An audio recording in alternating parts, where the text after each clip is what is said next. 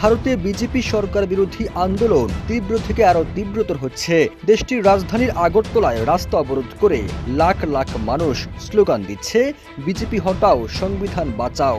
দেশটিতে লাখ লাখ মানুষ বেকার হচ্ছে, ব্যবসায়ীরা ধ্বংস হয়ে পথে বসেছে, অর্থনৈতিক অবস্থার টালমাটাল, অথচ সেদিকে মোদী সরকারের কোনো কর্ণপাত নেই। উল্টো হিন্দু মুসলিম কার্ড খেলা খেলিতে বাংলাদেশের সাথে সম্পর্ক নষ্ট এবং পাকিস্তানের সাথে যুদ্ধে জড়িয়ে $83 বিলিয়ন ক্ষতিগ্রস্ত হয় ভারত। মোদী সরকারের এমন কর্মকাণ্ডে খেপেছে দেশটির সাধারণ মানুষ।